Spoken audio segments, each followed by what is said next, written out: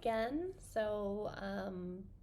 After you've gone through the introductory material, it's time to begin Module 1, where we're trying to focus on what is the relationship between conflict and development.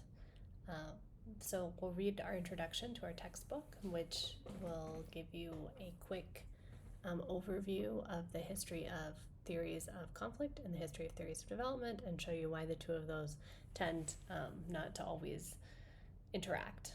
Basically, the takeaway is that development as a discipline emerged in the aftermath of World War II, and really fundamentally was thought of as a post-war reconstruction effort, and then later was added as kind of a developing, or at the time, third world problem. So the idea was that development was something that happened after conflict to build a country up to first world standards.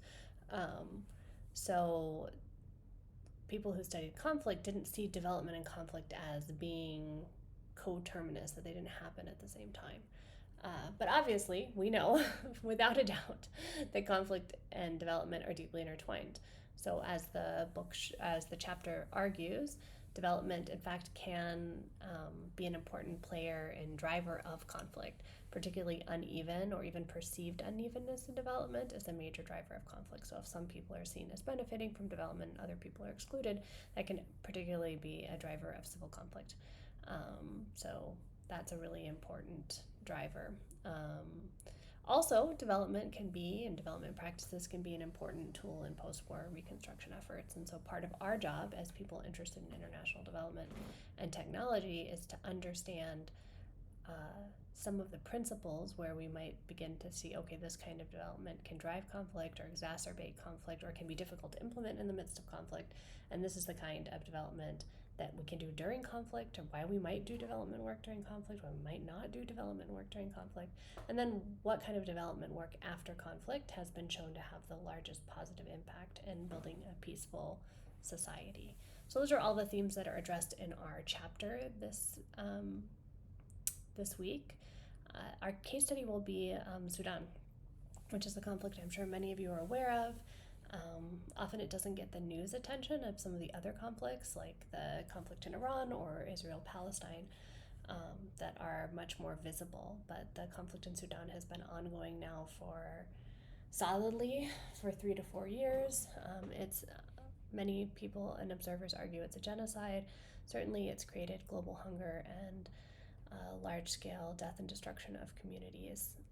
So it's an important conflict to pay attention to, and one of the things that observers are noting right now is that the way that the conflict is spreading over borders and regional players are getting involved, which may mean that it erupts from an intrastate conflict to an interstate conflict, especially.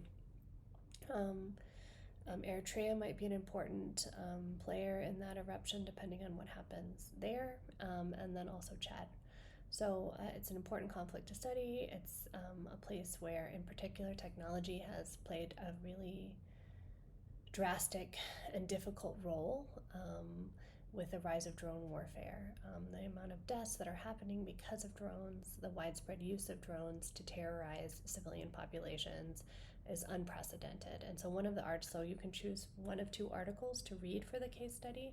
One is focused on drone technology and warfare and how that's playing out in Sudan, which is kind of important but challenging piece. And the second piece is on mobile technologies and their use to aid surgery in Sudan. They're both really good. The second one is kind of more positively focused on how new technology might help people develop adequate medical care in the midst of conflict. Sudan also poses a really challenging question for development because of hunger.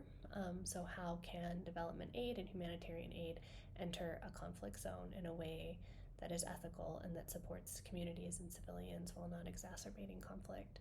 So those are really all important questions. The readings of the materials don't fully address them, but we have a lot of primary material for you to dig into to try to understand the timeline and the history of this conflict.